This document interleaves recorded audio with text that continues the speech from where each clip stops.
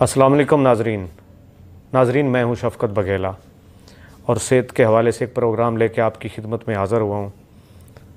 آج کے ہمارے مہمان ہیں ڈاکٹر خالد محمود شاہ صاحب۔ تو ناظرین، آج ہم ایک سیریس ایشو پہ ڈسکس کریں گے جو آج کل زیر بحث ہے۔ لمپی وائرس کی بات کر رہا ہوں کہ آج اس پہ ہم بحث کریں گے کہ لمپی وائرس کون سے جانوروں میں پایا جاتا ہے اور کس طرح پھیلتا ہے، اس کی علامات کیا ہیں۔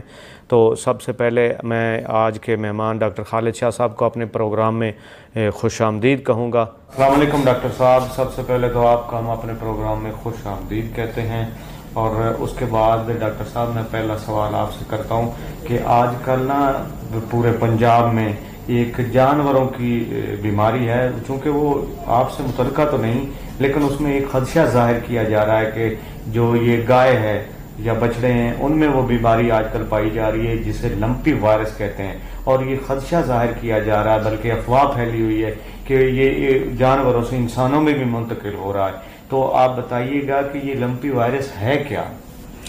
وعلیکم السلام، شکریہ شفقت۔ لمپی وائرس ڈیزیز بنیادی طور پہ گایوں کے اندر پائی جاتی ہے۔ اس کے انسانوں کو منتقل ہونے کے امکانات نہ ہونے کے برابر ہیں۔ اچھا جی، تو ڈاکٹر صاحب معذرت کے ساتھ سوال تھوڑا سا لمبا ہو جائے گا۔ اچھا، یہ بیماری جو ہے لمپی وائرس، یہ جانوروں میں کس طریقے سے پھیلتی ہے، اس کے اسباب کیا ہیں اور اس کی احتیاطی تدابیر کیا ہیں کہ جانوروں کو بچایا جا سکے؟ یہ ایک ایسی بیماری ہے جو مچھر، مکھی اور یہ جو ٹکس ہوتی ہیں، جوئیں، چچڑ، ان کے ذریعے یہ بیماری پھیلتی ہے۔ اگر ایک بیمار جانور کو کوئی مچھر کاٹ لے یا جو دھپڑ ہیں گلٹیاں بننے کے بعد اس میں زخم بھی ہو جاتا ہے، زخم میں سے رسنے والی رطوبت اور خون کے اندر یہ وائرس پایا جاتا ہے۔ اگر اس کے اوپر کوئی مکھی بیٹھ جائے اور وہ جا کے کسی تندرست جانور کو کاٹ لے تو یہ وائرس اس تندرست جانور تک منتقل ہو کے اسے بھی بیمار کر سکتا ہے۔ تو اس کی احتیاطی تدابیر میں سب سے پہلے جب اس کی کوئی علامت ظاہر ہو، فوری طور پہ اس جانور کو آئسولیٹ کر لیا جائے، اس کو جانوروں سے الگ کر لیا جائے۔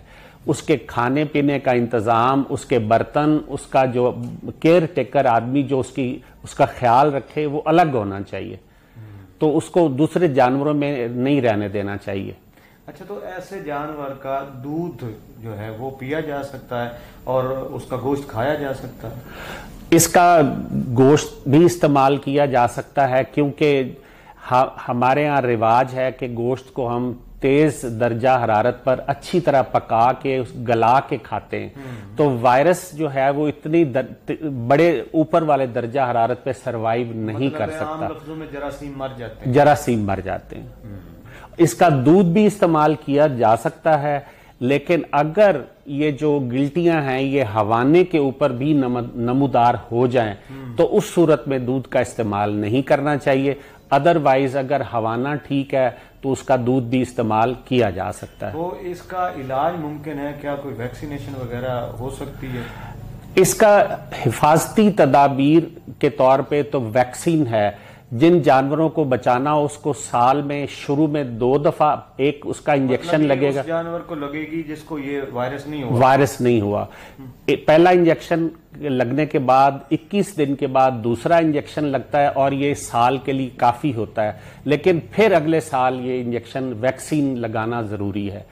اگر کوئی جانور اس بیماری میں مبتلا ہو تو اس میں اس امکانات ہوتے ہیں کہ وائرس کے ساتھ ساتھ زخموں میں پیپ پڑ جائے اور اس میں بیکٹیریا جو ہیں وہ بھی سیکنڈری انفیکشن کر دیتے ہیں۔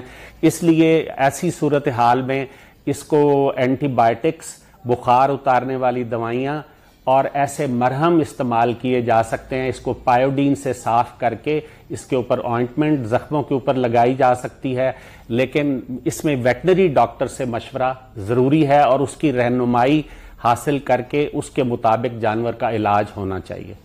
چونکہ ڈاکٹر صاحب بڑی عید قریب ہے تو یہ بڑی افواہ جو ہے نا پورے پنجاب میں پھیلی ہوئی ہے کہ یہ جانوروں میں لمپی وائرس پایا جا رہا ہے. یہ صرف گائے جو ہے اس میں پایا جا رہا ہے کہ یا بھینس وغیرہ میں بھی منتقل ہو سکتا ہے؟ کیونکہ لوگ بہت خوف زدہ ہوئے ہیں. بنیادی طور پہ یہ گائے کی بیماری ہے اور اس چیز کی کوئی ایسی شواہد نہیں ملے کہ یہ دوسرے جانوروں میں منتقل ہو سکتی ہے.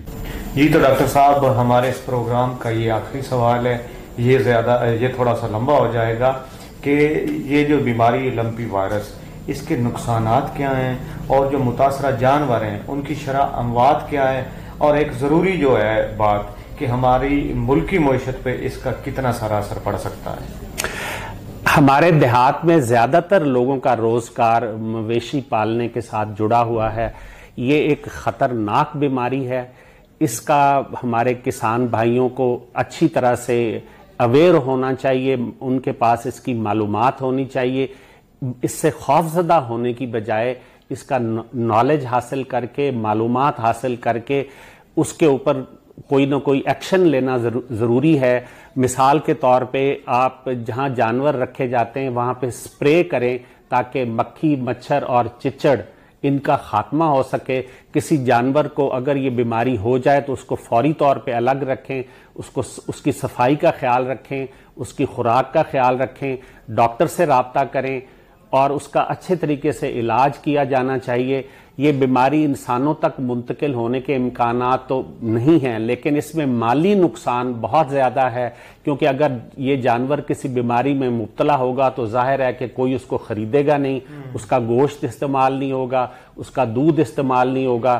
اور ہمارے دیہات میں رہنے والے جو بھائی ہیں ان کا جو مین دولت اور اثاثہ ہے وہ ان کے مویشی ہیں, اور یہ اس میں شرح اموات 5 سے 10% ہے.